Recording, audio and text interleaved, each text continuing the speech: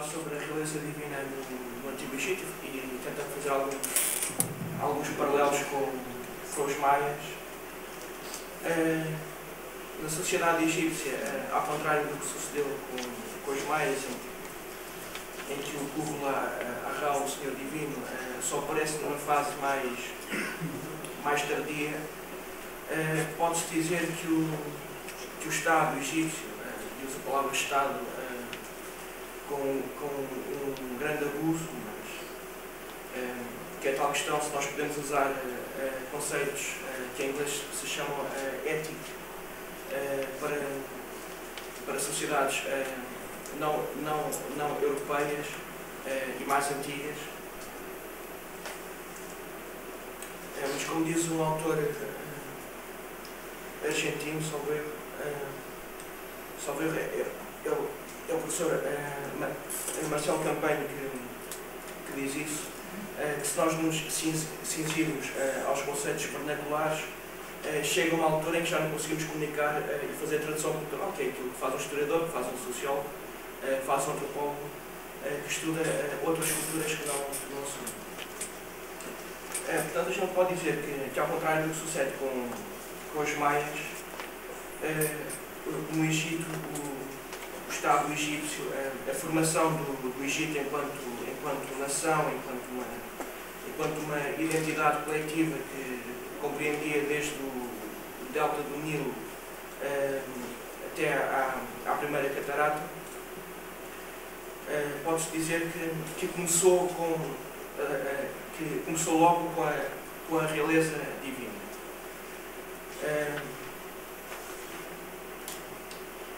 E os primeiros reis egípcios começaram por adotar um elevado nível de divinização, considerando-se, por exemplo, idênticos ao Deus Criador,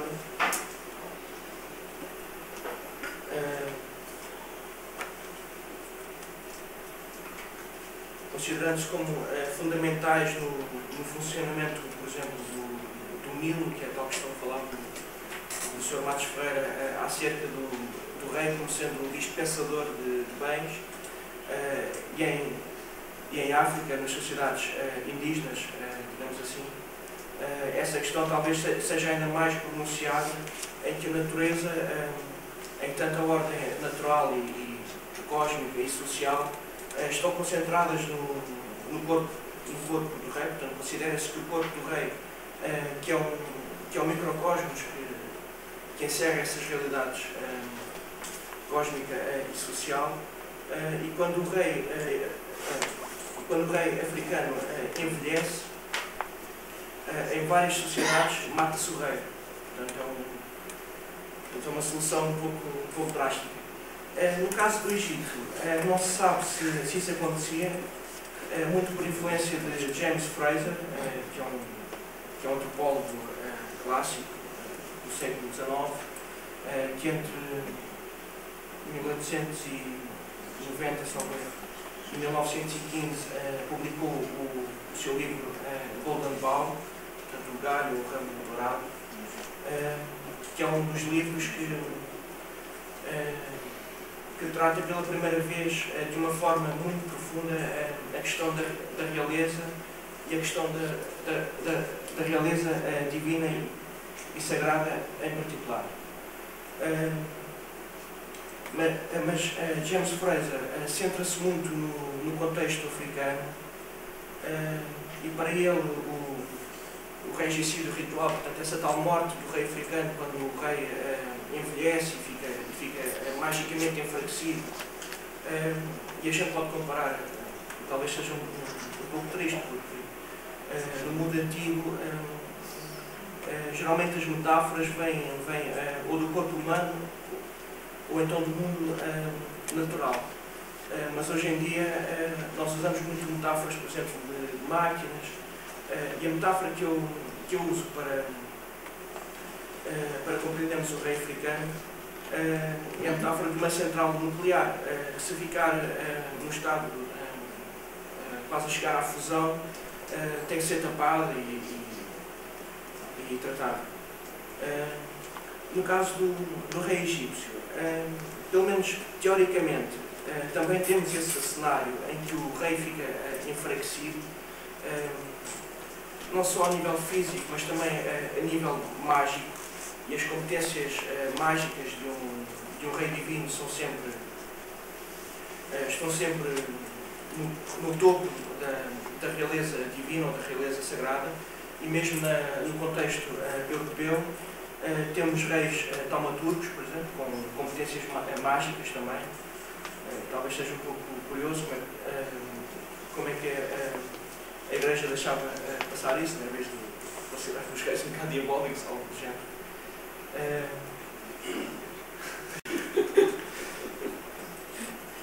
No caso egípcio, temos o desmembramento de Osíris, e uma das formas de se matar ritualmente o rei no contexto africano era pelo desmembramento, mas Janasma, que é um grande egiptólogo alemão e um grande estudioso da religião, não só no Egito, mas também a nível geral, Jan Assmann sugere que, no caso do Egito, a questão do desmembramento de Osíris, se pode dizer que Osíris que é o arquétipo do morto, e portanto esse desmembramento será um desmembramento arquetípico.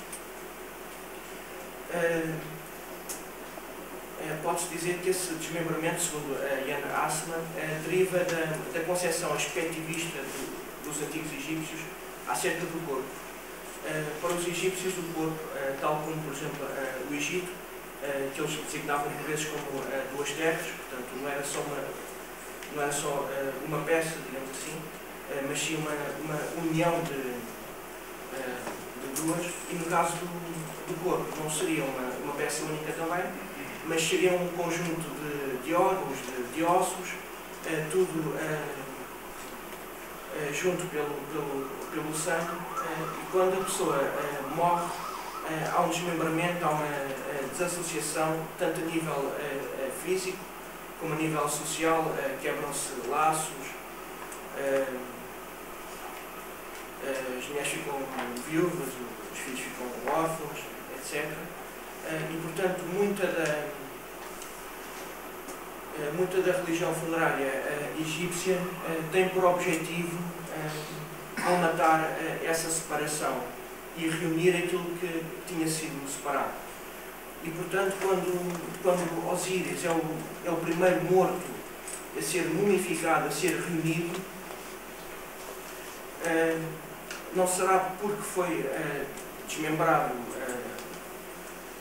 no contexto de um regicídio ritual, porque o rei, entretanto, já não funcionava, mas sim devido a essa concepção sobre o corpo.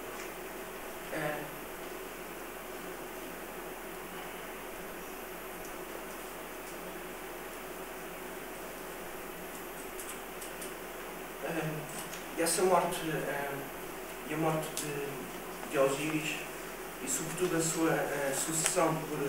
Horus, é muito importante, e esta é mais uma questão que se pode comparar com os maias, porque o rei, o senhor divino maia, também era inserido numa linhagem de antepassados, e o mesmo sucedia com o rei egípcio. O rei egípcio era inserido numa linhagem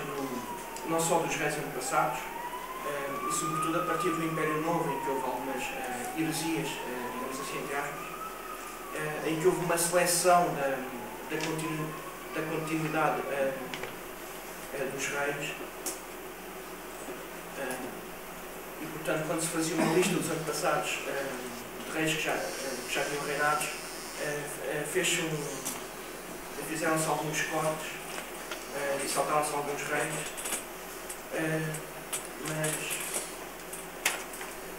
mas para além dessa linhagem de antepassados que reinaram,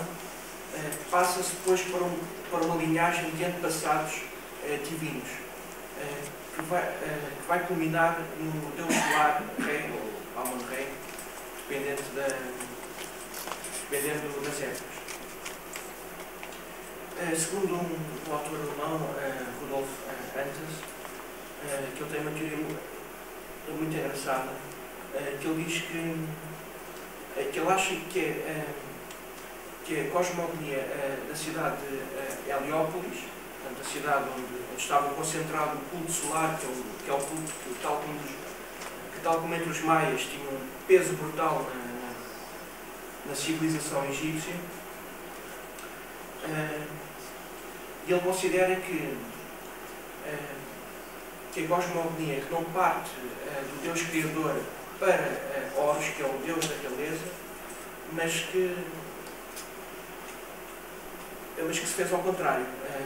Partiu de Horus, tendo o objetivo de legitimar o rei, e então terá partido de Horus para cima até chegar ao Deus Criador. E a gente agora pode-se interrogar em que medida é que o rei de facto era Horus. Há várias afirmações em vários textos egípcios de que o rei é Horus,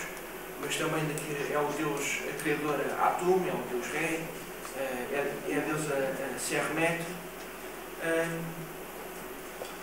O antropólogo Bruce Trigger sugere que esse tipo de afirmações indicam que o rei egípcio poderia ser concebido como uma espécie de um recipiente, assim, à semelhança de uma estátua, e também à semelhança de certos reis africanos. E, por exemplo, o africanista belga Luc de Reis falou até no facto de o corpo do rei de certas sociedades africanas ser transformado num corpo fetiche ou num corpo objeto sagrado, onde passava a habitar um espírito, um deus. No caso do rei egípcio, ele seria possuído, digamos assim, pela divindade de Horus e possivelmente também pela divindade de outros deuses. E o antropólogo Bruce Trigger sugere que essa versatilidade do rei egípcio de dar abrigo, de ser uma espécie de uma capela ou de uma estátua na terra para vários deuses, ele sugere que é isso que coloca o rei egípcio numa posição centralizadora, porque o Egito, do ponto de vista religioso e cultural, pelo menos na minha opinião, não era propriamente um conjunto unitário. Porque, por exemplo, havia vários centros teológicos, digamos assim, havia várias cosmogonias. Por exemplo, salvo erro no texto de Sinué, na história de Sinué. Sinué, a certa altura, diz que se sente como um homem do delta em Ego. Ego era uma região do Alto Egito, portanto, mesmo do sul. Portanto, tudo isso sugere que havia diferenças culturais. Mas há sempre um referente ideológico imutável. Há sempre uma constante na sociedade egípcia que está sempre a aparecer no registro arqueológico, no registro iconográfico, no registro textual, que é o rei. E, portanto, a expressão civilização faraónica, de facto é ótima para a realidade egípcia, porque, de facto, o Egito parece ter sido uma civilização feita por faraós e à medida dos faraós. E, portanto, essa divindade do rei, em vez de implicar uma transformação brutal do homem, e autores que colocam a questão mais concretamente a partir do autor francês Georges Posnay, que nos anos 60 escreveu um trabalho bastante exaustivo sobre a divindade do rei. Ele sugere que o homem que ocupa o cargo não se confunde com esse cargo, e que esse cargo de rei é que era divino. Marcelo Campanho tem algumas dúvidas em relação a isso, que ele aponta, com razão, que há várias coisas no Antigo Egito que nós consideraríamos distintas, como por exemplo religião e política, que na realidade egípcia seriam praticamente indissociáveis. No entanto, ele diz também, e com razão, que do ponto de vista do efeito social, estar perante o rei que podia de facto ser como estar perante um Deus. Eu acho que nós podemos fazer aqui também mais uma divisão, que talvez isso seja mais verdadeiro para a sociedade camponesa, por exemplo, para a sociedade que vivia distanciada do rei. Porque, por exemplo, um cortesão que vestia o rei, que via o rei a comer, que sabia que o rei que ia à casa de banho, etc., talvez tivesse algumas dúvidas em relação a uma divindade tão pronunciada do rei. E, por exemplo, há sociedades africanas em que dizer que o rei que comia, bebia, que se vestia, que fazia necessidades biológicas, dava direito à pena de morte. Precisamente para esconder esse lado humano do rei, para distanciar o rei da sociedade e para colocar numa espécie de limbo entre o mundo humano e o mundo dos deuses. E essa distinção talvez também ocorra no Antigo Egito, porque a palavra para Deus, que era Netcher, também se aplica ao rei e também aos defuntos. Isto é uma questão para nós talvez seja um pouco insólita, porque nós temos a tendência para colocar os deuses mesmo no contexto politeísta, e a palavra politeísta é um bocado pejorativa, mas por uma questão de conveniência vou usá-la. Nós temos a tendência a considerar que os deuses que são radicalmente diferentes dos defuntos, por exemplo, e mesmo do rei, mas talvez haja uma resposta para o facto de haver três categorias de seres que para nós seriam seres extra-humanos diferenciados, e essa resposta talvez se encontre na associação entre a realeza e o ciclo solar. Porque a partir, pelo menos, dos textos das pirâmides do Império Antigo, esses textos, embora tivessem uma proveniência variada, por exemplo, a partir de hinos, de inscrições incluídas em túmulos de privados, de membros que não faziam parte da elite, mas não faziam parte da realeza. Mas esses textos, esse compêndio de formas funerárias que estavam ao serviço exclusivo do rei para potenciar a sua união com o ciclo solar, com o périplo que diariamente o Deus solar faz. Porque no Antigo Egito, uma das formas de salvação, digamos assim, era precisamente a participação no périplo da barca solar. E mesmo sendo Osíris o rei que faz umas cadinhas de ladrão, digamos assim, para o defunto ressuscitar,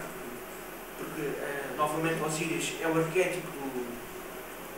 do ser que que morreu, mas que foi reanimado.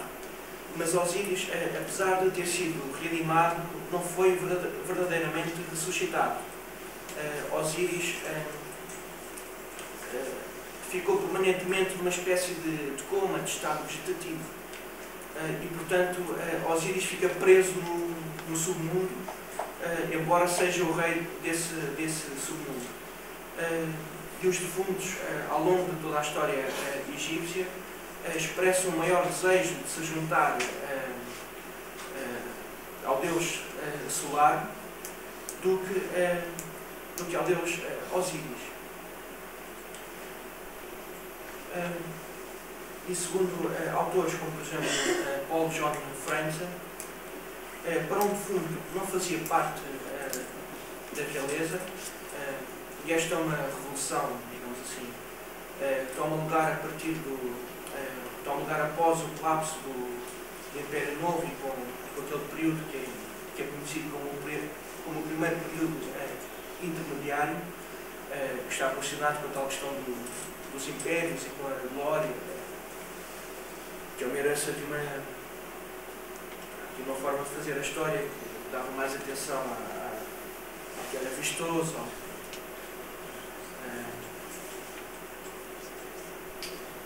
dava mais atenção a reinos com muita riqueza, com grandes conquistas, mas a verdade é que esse período que alguns consideram ainda hoje obscuro, foi um período muito importante em termos de renovação religiosa e sobretudo no que respeita às concepções funerárias. Que o defunto da elite, pelo menos, porque no caso dos camponeses seria mais duvidoso que tivessem um acesso ao além, ou mesmo se o tivessem, tendo em conta o elevado nível de proteção e de preparação que os membros da elite não real e real tinham, com formas, com túmulos enormes, com oferendas funerárias, com o culto dos mortos, mesmo que as pessoas mais pobres tivessem acesso a esse além, talvez fosse mais na condição de almas penadas ou algo do género, que propriamente um além mais feliz e mais bem sucedido, que estaria ao alcance das elites. Mas para que o defunto da elite não real pudesse participar do ciclo solar, tinha de se divinizar. E essa divinização era feita com base na divinização do rei. Portanto, o defunto ia receber pelos deuses, ia receber vários atributos que eram exclusivos do rei. E, portanto, talvez seja esta relação que explique o facto de a palavra Netcher se aplicar tanto aos deuses, ao rei que, pelo menos a partir da coroação, deixava de ser exclusivamente humano, talvez como no contexto africano fizesse parte de uma espécie de uma twilight zone entre o mundo dos homens e o mundo dos deuses. E explica também que essa palavra Netcher se aplicasse também aos defuntos, que precisavam de se divinizar à imagem do rei. O rei era também um mediador, e a questão do xamanismo no Egito, tal como disse o Miguel, é uma questão muito mais marginal, embora haja alguns autores que falam de xamanismo no Egito. Um dos primeiros foi o alemão Wolfgang Hell, que reconheceu, ou que pensou reconhecer nos textos das pirâmides vários indícios de xamanismo, e já pode colocar até que ponto é que não haverá um certo contributo de de viagens feitas durante estados alterados de consciência, portanto, viagens feitas pelo espírito, feitas por alguém com competências para o fazer, até ao mundo dos espíritos, ou até ao mundo dos deuses. E no Egito, os deuses partilhavam o mesmo espaço dos mortos, com exceção dos deuses solares. E é curioso que os deuses egípcios, que eram bons na terra, digamos assim, no submundo, no espaço dos mortos, frequentemente tornam-se hostis para o produto, que é o caso, por exemplo, de Osíris, de Tote. Mas curiosamente, o deus Set, que geralmente é considerado mau no mundo dos vivos, e sobretudo em relação com a morte, no espaço dos deuses, é o protetor da barca solar. Então, também puxar aqui para a psicologia, nomeadamente a psicologia junguiana, que fala da sombra, até que ponto é que Set não seria essa sombra, esse lado negativo que todos nós temos no inconsciente, que a certas alturas explode e é completamente destrutiva, mas em outras ocasiões pode ser canalizada para ações construtivas, como por exemplo a proteção da barca solar, cuja viagem com o Sol permite a vida de todos os seres vivos, e também a própria existência do cosmos. E só para finalizar, só um pequeno comentário, que no Egito o rei era uma espécie de um delegado do Deus Criador, do Deus Atum, ou do Deus Ré, ou do Deus Amon-Ré, que são deuses muito intercambiáveis, que o reino no Egito tinha a função de zelar e de manter a ordem. A ordem tinha sido instituída pelo Deus Criador. E essa ordem em egípcio, Ma'at, e essa ordem é tanto cósmica e natural, como também social. E é claro que as fontes textuais provêm da elite, portanto, é natural que essa ordem fosse uma ordem que permitisse a um pequeno grupo de indivíduos viver bem e dominar o resto da população, como diz Toby Wilkinson, num dos seus mais recentes livros, que ele, quanto mais conhece o Egito, mais se desilude. É uma desilusão que eu também partilho, não só com o Egito, mas quando a gente estuda a história da humanidade, são coisas que a gente tem que aceitar. Toby Wilkinson enfatiza bastante a subjugação do povo, vivia mal, que era explorado, e há uma certa altura do seu livro em que ele diz mesmo que o povo, para os reis egípcios, que era mais um recurso a ser explorado. E, de facto, é essa a imagem que transpira. Talvez vamos ser algo moderados no julgamento que fazemos das sociedades, como dizia Mark Bloch. É importante compreender e não julgar.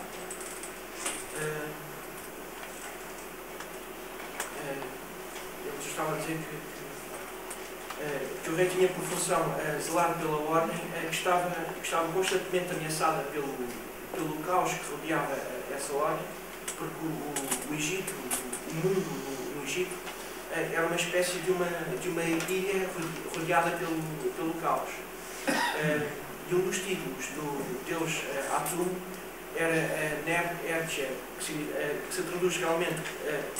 que se traduz geralmente por Senhor de tudo, mas que à letra significa Senhor até ao limite. Portanto, tanto Atum como o rei só podiam manter a ordem, só podiam governar até ao limite da ordem criada.